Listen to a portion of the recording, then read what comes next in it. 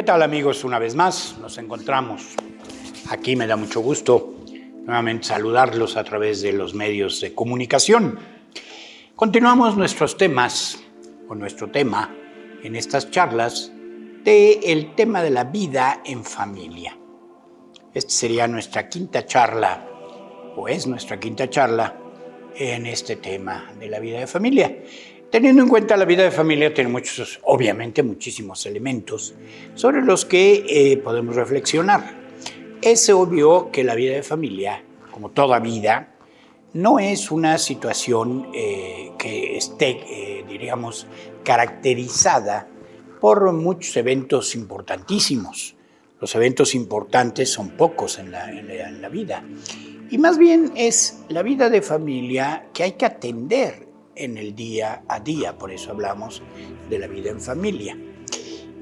Son aspectos que podemos considerar, pues, y que todo el mundo, pues, en una u otra forma menciona, unos haciendo hincapié en algunos aspectos, otros haciendo hincapié en otros, pero, en fin de cuentas, la idea fundamental cuando se habla de este tema es el que exista, en realidad, una armonía y exista un acuerdo entre los miembros, todos los miembros de una familia, precisamente para poder realizar pues la vida que es de todos. Y que esta vida sea una vida buena, una vida agradable. Porque con mucha frecuencia, precisamente cuando no se atiende a todos estos elementos que forman parte de lo cotidiano, pues puede venir muchos problemas. Y al revés, cuando se atienden adecuadamente, pues vienen soluciones a muchas cuestiones y al mismo tiempo, pues se vive una vida mucho más sana, mucho más tranquila, mucho más en paz. En la charla anterior estuve analizando algunos aspectos prácticos de la vida cotidiana que ayudan a la buena convivencia de la vida en la familia o de las familias. Entre estos elementos mencionaba que es necesario, desde luego, tener en cuenta la individualidad de los demás, ¿sí? Viviendo fundamentalmente el valor del respeto hacia cada uno de los miembros de la familia. El respeto es una actitud que se tiene que ir, diríamos, manifestando en cada momento. El respeto está en todo, absolutamente en todo, teniendo en cuenta que todos en la familia, aunque sean la misma familia, la misma sangre, pues sobre todo entre los hermanos, pues cada uno tiene su individualidad, cada uno es diferente. También hablaba yo de la importancia, cuestiones prácticas, la importancia de comer juntos, al menos una comida al día, mencionando o diciendo que, pues realmente, parafraseando la frase del Papa Juan Pablo, la familia que reza unida permanece unida. Entonces aquí, haciendo esa paráfrasis, también la familia que come unida permanece unida.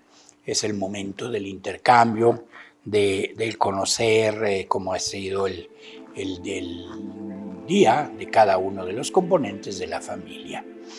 Mencionaba también la conveniencia de reducir en general el uso del celular. El celular que acerca a los que están lejos, pero que aleja a los que están cerca. Y finalmente mencionaba yo la utilidad de compartir juntos, obviamente, el tiempo libre. No solo entre los esposos, fundamental, necesarísimo, sino todos los miembros de la familia. Salir juntos, compartir actividades comunes, culturales, recreativas, etcétera, y de vacaciones también, ¿verdad? Y ahora empiezo esta charla continuando algunos aspectos, un par de aspectos que también forman parte de la vida cotidiana, de lo práctico de cada día. Y que desde luego redundan en beneficio de toda la familia, la vida de la familia. Y uno sería practicar los buenos modales. Y segundo, tener pequeños detalles con los demás. Entonces, los buenos modales son parte de la calidad de vida. La calidad de vida. Cuando no se tienen actitudes positivas, cuando no se tienen respeto y modales adecuados en relación a los demás, pues esto hace que se deterioren las relaciones, se banalicen las relaciones normales entre los miembros de la familia. Sí. Algunos autores hablan de las palabras mágicas, así las mencionan, así las llaman, no porque sean mágicas, sino por una forma de expresarse, que se pueden utilizar en la vida cotidiana. Mágicas en el sentido de que provocan como arte de magia actitudes también en los demás, ¿sí? Y no son más que expresiones de los buenos modales de unos con otros en la familia, ¿sí? Estos ordinariamente consisten en agradecer detalles, en utilizar cierto tipo de expresiones, por ejemplo, gracias. ¿Con cuánta frecuencia se nos olvida en familia dar las gracias por un servicio? Porque te traen un plato a la mesa, porque te ayudan en algo, porque se te cae algo y lo recogen. Saber decir gracias. Otra palabra, otra expresión es por favor. Con mucha frecuencia se nos olvida en familia pedir las cosas por favor. Es una forma delicada, una forma atenta de tratar a los que están más cerca de nosotros. ¿Por qué no pedir las cosas por favor? No por el hecho de que sean parte de nuestra familia. Eso significa que pues ya vamos a tratar a los demás con la punta del pie, ¿sí? Hablar en esa forma. Otra palabra mágica es decir lo siento, ¿verdad? O perdóname, ¿sí? Con mucha frecuencia equivocamos, con mucha frecuencia podemos tener alguna actitud aquí que no sea la adecuada. Entonces, no es necesario hacer un drama ni de nada, simplemente decir lo siento, perdón, me equivoqué, pensaba otra cosa, etcétera, ¿no? Y también con permiso. O sea, esa es una de las cosas que también se necesita. Pedir permiso para ciertas cosas, sobre todo en lo que se refiere a los ambientes o los espacios, más bien, que son propios de cada quien, de cada uno dentro de la familia. Los buenos modales se aprenden en casa. Estos son los buenos modales, ¿verdad? Se aprenden y luego se viven naturalmente en la sociedad, ¿sí? Ahora, son muchas las expresiones o las posibilidades de estos buenos modales. Señalo algunos. Por ejemplo, sentarse bien, eventualmente ceder el lugar para que otra persona, tal vez mayor, se ocupe un lugar o un espacio principal. Empezar a comer cuando los demás están sentados. No hablar mientras se come. Por ahí dicen que no se puede chiflar y comer pinole, ¿verdad? Bueno, pues no es lo mismo. Pero no hablar demasiado mientras estamos comiendo o no comer demasiado mientras estamos hablando, ¿verdad? Tratar a los demás de la misma forma como nos gustaría que nos trataran. Eso vale mucho para todo el mundo, lo dice claramente también la Sagrada Escritura, pero vale para la vida en familia. Pedir permiso, lo mencionaba yo hace un momento, antes de tomar un objeto ajeno, de utilizar algo que no es nuestro. Ser puntual, ese también es un aspecto que muchas veces se nos olvida, inclusive en la sociedad. Hay gente que por definición, casi lo podríamos decir, es impuntual. Es una falta de respeto enorme, ¿no? La puntualidad debe ser, dicen, es la cortesía de los reyes. Bueno, tener esa actitud, esa cortesía con los demás. Luego evitar hablar mal de los demás, sobre todo pues de los que están formando parte de la familia.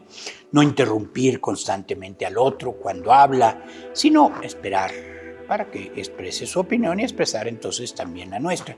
Es cuando se hace el verdadero diálogo, siempre necesario en el contexto de la familia. Luego, pues tener limpio el ambiente, no arrojar papeles, no tirar basura en cualquier lado, ¿sí? Mantener limpio y ordenado nuestro entorno.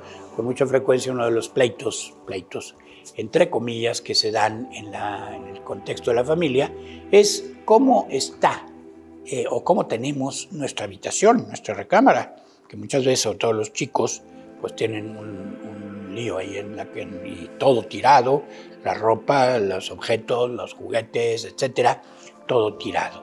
Entonces, pues eso a veces es motivo de conflicto, sobre todo con las mamás, ¿verdad?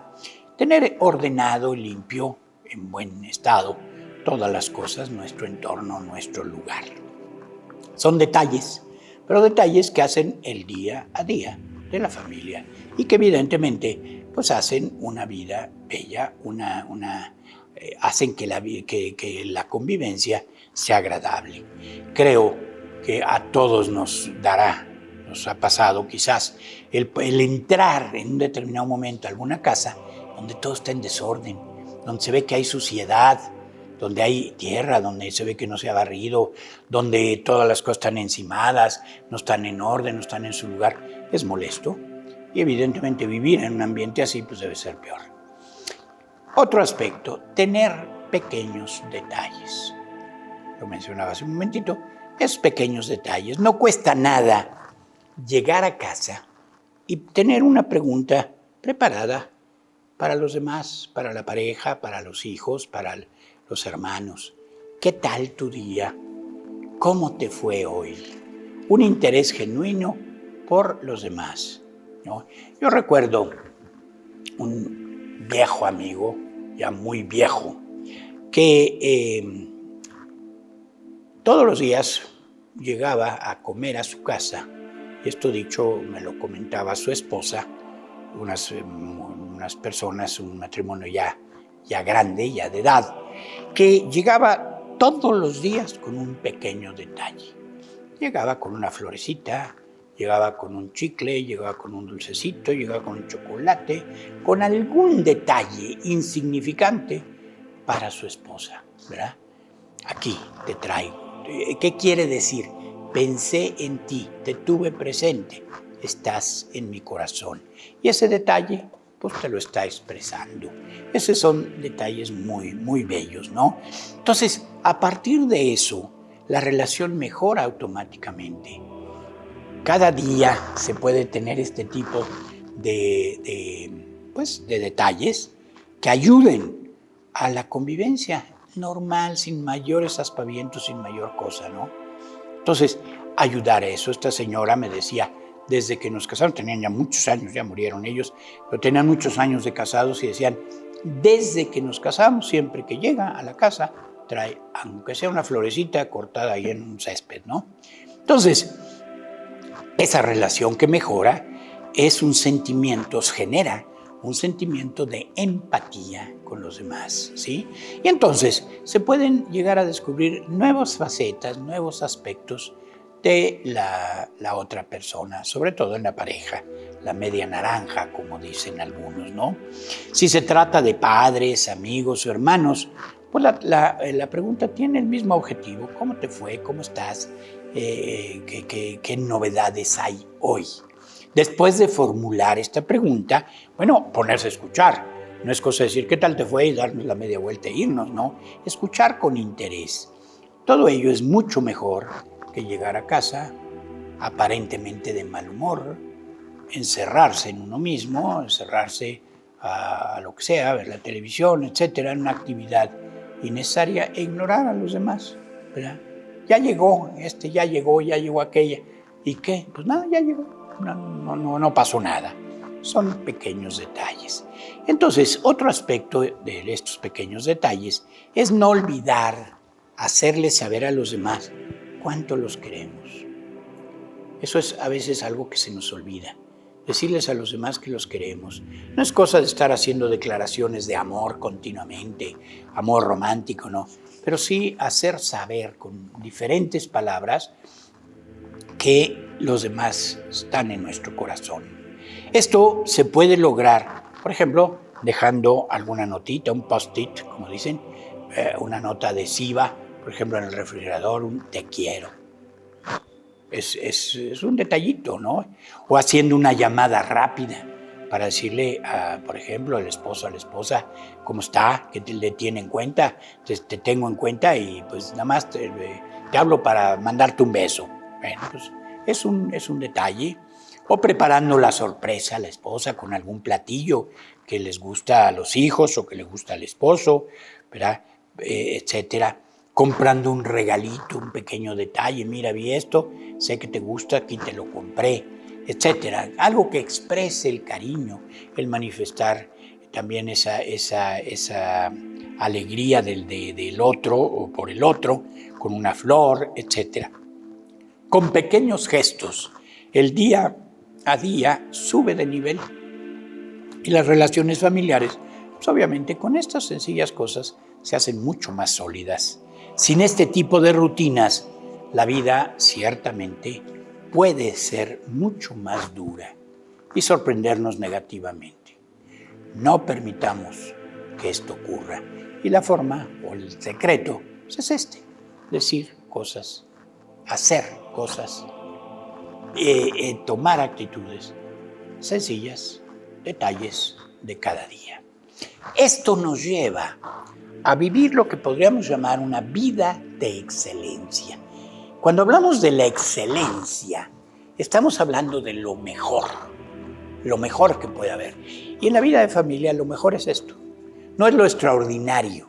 Hay quien dice que hay que hacer lo ordinario de forma extraordinaria, estoy de acuerdo. Extraordinaria en el sentido de ponerle todo el cariño, todo el ímpetu, todo el amor, toda la pasión, como decimos, en las cosas que hacemos. Pero la excelencia supone precisamente el generar, el crear, y eso no es acción de uno solo, sino de varios, generar un ambiente a través de actitudes positivas. En la vida cotidiana, en la vida normal, sin cosas raras, se van construyendo y configurando las personas. Cómo nos desarrollamos, cómo maduramos, cómo vamos nosotros descubriendo quiénes somos, cómo somos, etcétera, cómo vamos perfeccionándonos en lo que somos a través de la vida cotidiana. No hay de otra, ¿sí? Entonces, esto de manera muy especial lo realizamos en el contexto de la familia, ¿sí? Es la familia la que va a ayudar, es el ambiente de la familia, a ayudar que cada quien se desarrolle de acuerdo a lo que cada uno es, ¿sí? En primer lugar, en el rol que nos toca desempeñar dentro del contexto de la familia. El padre de familia, la madre de familia, los esposos, los hijos, los hermanos. Cada uno tendrá que irse perfeccionando a partir de estos pequeños detalles del ambiente de la vida de familia, de actuar con un espíritu de excelencia en función de los demás. Nadie se puede considerar a sí mismo un buen esposo o una buena esposa si no ha vivido y experimentado a fondo el papel de esposo o de esposa. Nadie puede decir, yo nunca me he casado, pero soy un buen esposo. No, pues ¿cómo? Eso no se puede, ¿no? Entonces hay que vivir, pero vivir bien. En cambio, cuando un esposo se casa, un hombre se casa, una mujer se casa, y sigue o pretende seguir viviendo como si no estuviera casado, nunca va a madurar, nunca va a crecer, nunca va a lograr objetivos reales de perfección, de superación. Lo mismo cabe decir de los esposos en cuanto a papás. Los papás se hacen papás en la práctica, ¿sí? Se hacen papás en el trato, en la relación con los hijos, y van aprendiendo a ser papás, primero de hijos pequeñitos, recién nacidos, de niños chiquitos, de niños más pequeños pero más rancitos. Después tienen que aprender a ser papás y ser buenos papás, de adolescentes, de jóvenes, etcétera, ¿no? Entonces, los hijos, la misma historia. Los hijos tienen que ir aprendiendo a ser hijos, a vivir realmente en ese sentido de deferencia, de cuidado, de respeto, de obediencia, de amor a sus propios padres. Y por supuesto, entre ellos, los hermanos, como tales, como hermanos. Nadie puede decir yo soy muy buen hermano si no realmente actúa en una interacción con sus propios hermanos. La experiencia, la vida, que se moldea cada día, es la que va marcando la pauta de la personalidad y de la identidad de cada uno en el seno de la familia. Entonces, no perdamos de vista, esto es la vida de excelencia. Ahora, hablando específicamente del matrimonio, que es donde, pues en alguna forma puede haber un poquito más de dificultades, podemos decir que el vínculo que los constituye y que los configura como esposos es lo que podemos, exactamente ese vínculo matrimonial o conyugal, es lo que podemos llamar la relación de excelencia, la mejor relación, la más profunda, la más íntima, la mejor de todas las relaciones que puede haber en la vida. Pues aquí entra la relación de amistad, la relación de paternidad, la relación de lo que sea, de trabajo, etc. Pero la relación de excelencia se da en el matrimonio. Y claro, no se da automáticamente. Es la relación más profunda, pero esa hay que realizarla de acuerdo con los esquemas propios. Y entonces, esta relación va a definir en forma determinante no solo el ser de los esposos, sino, en definitiva, el de los demás miembros de la familia. Cuando los papás, cuando los esposos no saben llevarse, no saben entenderse, no saben tratarse en una forma correcta, adecuada, en este nivel de excelencia, pues están transmitiendo consciente o inconscientemente lo mismo a sus hijos. Eso hace que el ambiente de la familia no sea un ambiente favorable, no sea un ambiente bueno, que ayude al desarrollo de cada quien. Entonces, hay que tener en cuenta la reciprocidad del hombre y la mujer. Es la imagen de la relación, como decía, más completa. ¿Por qué? Es la más complementaria en lo físico, en lo emocional, en lo mental y en lo espiritual. Allí es donde se da, yo adelante voy a hablar a propósito precisamente de esto, ¿no? Entonces, podemos decir, una mujer y un hombre se complementan. Con mucha frecuencia, es evidente que tienen diferencias, pero con mucha frecuencia esas diferencias provocan que haya conflictos, que haya desencuentros, que haya problemas entre ellos. ¿Por qué? Porque son diferentes. Malo que no fueran diferentes, no habría complementariedad. Pero hay que insistir en esto de la complementariedad, ¿verdad? Entonces, el hombre y la mujer son juntos, ya en esa dimensión de complementariedad, son mucho más que la suma de dos personas. Ya no solamente son dos que están juntos, que conviven, por supuesto que lo siguen siendo.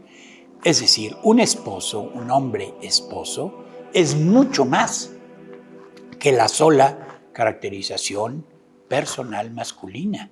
Y una mujer esposa rebasa con mucho lo simple o lo complicado que resulta ser mujer. Cada uno va adquiriendo del otro algo nuevo y algo del otro, ¿sí? Entonces, de aquí resulta una tercera, podemos llamarle así, identidad, una tercera realidad, que es el ser pareja, el actuar como pareja, el pensar, el sentir como pareja. Otros le llaman el nosotros, el yo, el tú, el nosotros. Y esto nos remite a la primera charla de este tema de la vida en familia, donde yo mencionaba, recordarán, al filósofo Gabriel Marcel, cuando habla del misterio de las personas, cómo en el coexistir de las personas se va realizando una unidad misteriosa, es decir, misteriosa en el sentido no de confusión, de reunión, de unificación, de misterios que se van haciendo uno. Que eso expresado en términos de la Sagrada Escritura se dice, se hacen una sola carne.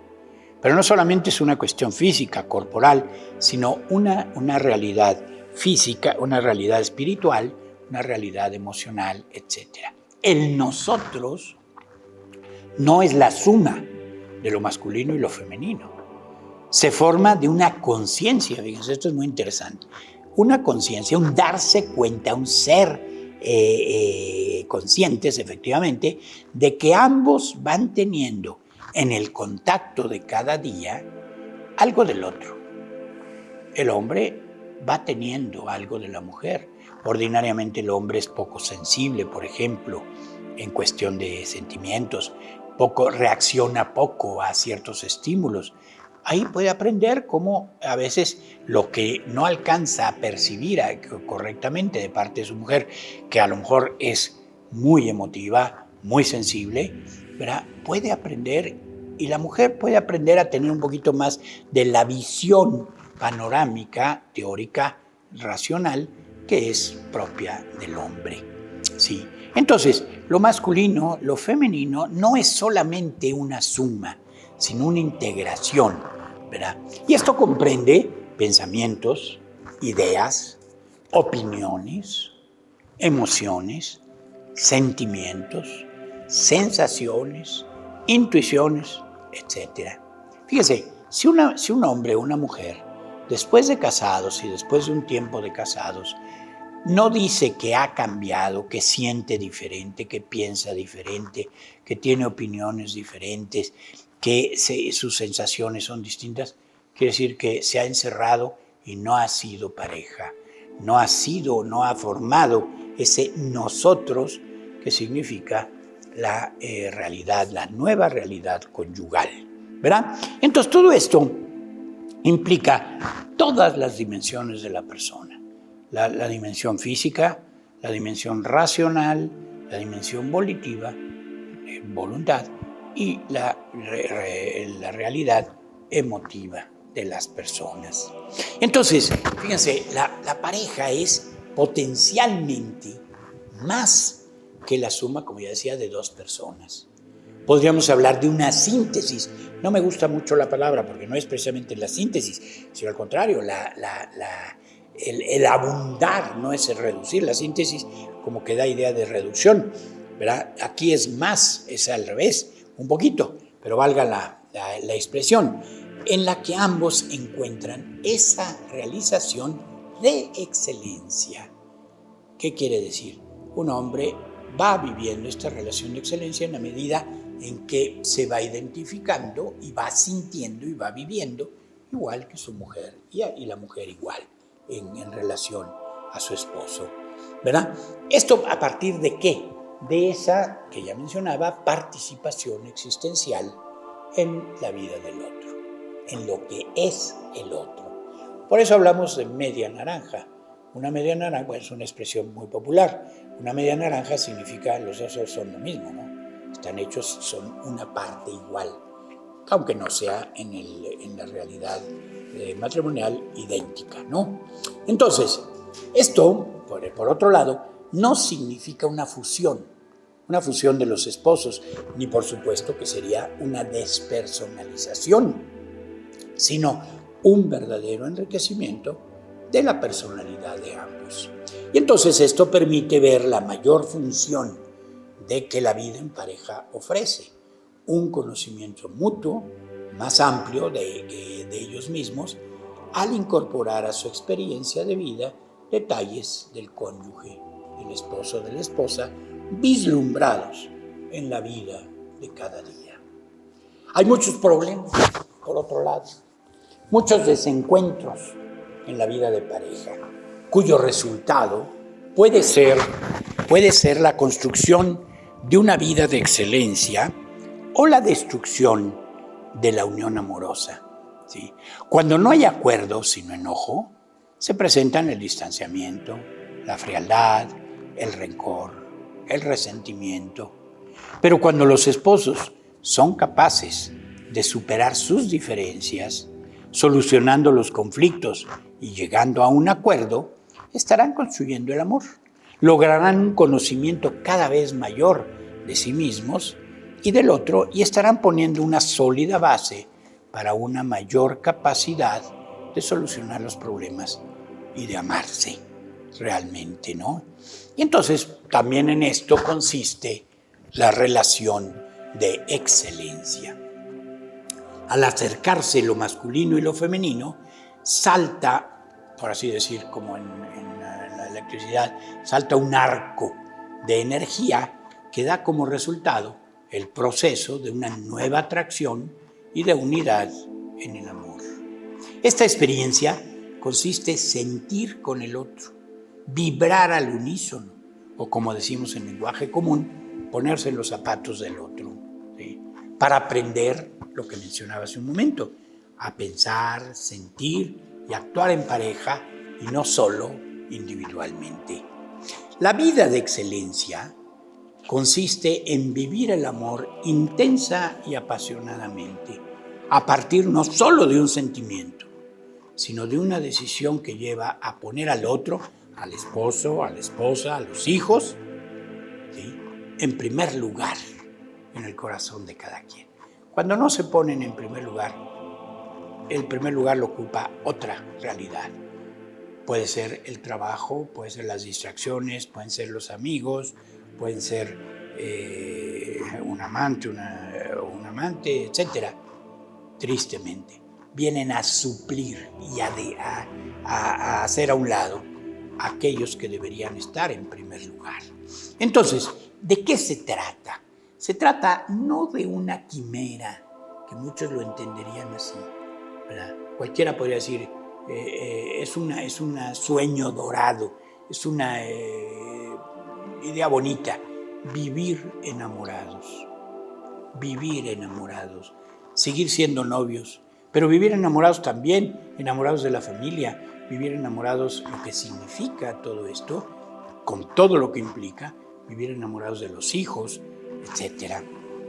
Entonces se trata de descubrir y de construir un mundo diferente, más colorido, más interesante.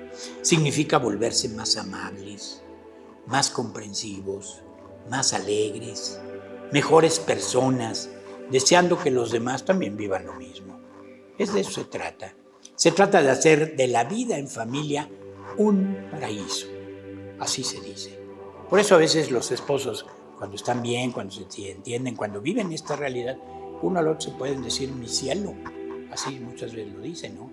Entonces, ¿qué quiere decir? Tú eres mi cielo, tú eres mi paraíso, tú eres mi alegría, mi felicidad.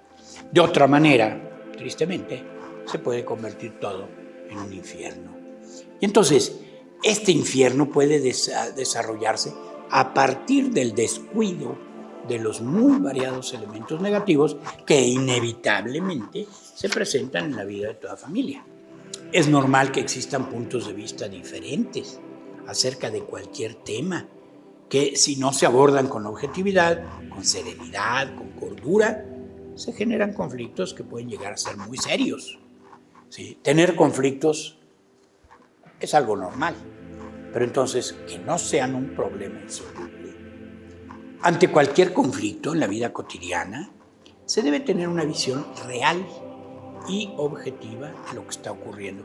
Con mucha frecuencia hay conflictos, hay diferencias, hay problemas y se exageran. No se ven con realismo.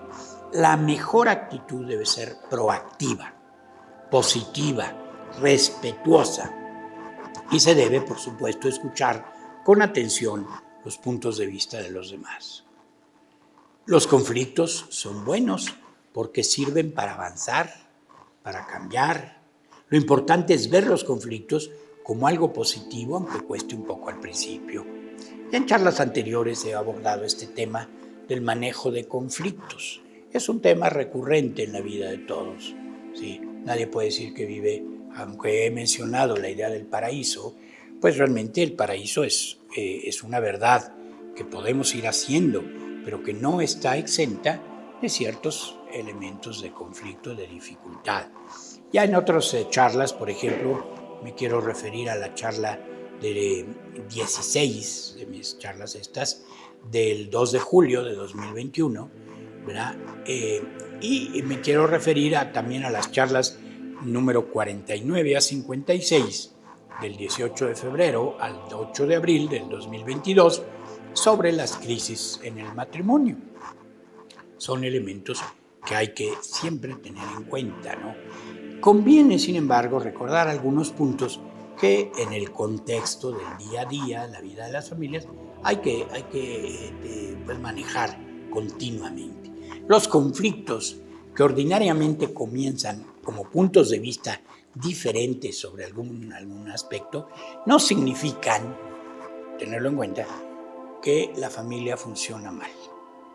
Una familia disfuncional es mucho más que tener puntos de vista diferentes. ¿Sí? Muchas veces, precisamente por este prejuicio, las personas niegan la existencia de los conflictos. O sea, dicen no hay conflicto, por tanto no los afrontan y eso va significando que se van aumentando. Lo primero para que un conflicto se solucione es aceptarlo. Es importante reconocer que hay un conflicto en casa, aunque al principio de miedo, pero es un primer paso para solucionarlo. Tampoco conviene posponer la solución y si no es fácil de afrontar en ese momento, no posponer demasiado la solución del conflicto, pero tarde o temprano hay que hacerlo, afrontar. Tampoco es realista pensar que cualquier cosa constituye un conflicto. ¿Sí? Muchas de las situaciones que se presentan son simplemente situaciones que hay que aprender a asumir y afrontar. No siempre son un problema. En todos los casos, se trata de enfrentar el conflicto y resolverlo, pero no a partir de un yo tengo la razón, o sea, yo soy el que doy la solución. No, eso no es cierto. Es necesario aprender a llegar a acuerdos, ¿sí? Uno de los temas cuando hablé de los valores era el valor del consenso en la familia, no solo para solucionar problemas, sino para hacer proyecciones en la misma familia. Entonces, es necesario aprender a hacer acuerdos. Muchas familias lo logran y resuelven sus conflictos mediante acuerdos de armonía, paz, que los conducen a encontrar mucho placer, mucha alegría en el trato con los demás, en la compañía de los propios familiares, ¿verdad? Con cada problema resuelto se logra construir el verdadero amor de la familia. No solamente es haciendo o realizando acciones positivas, sino sobre todo teniendo en cuenta cuando se solucionan los problemas, cómo la gente madura y crece. Dependiendo de la forma como habitualmente se manejan los problemas, las familias se pueden catalogar en 3 esquemas. Familias que sistemáticamente evaden los conflictos. Estas familias ordinariamente carecen de suficiente comunicación y en el fondo existe una falta de interés de unos por otros. Hay una ignorancia de unos a otros. Segundo, familias habituadas a los conflictos, o sea, familias que se la pasan peleando y nunca llegan a un acuerdo razonable. Son otras.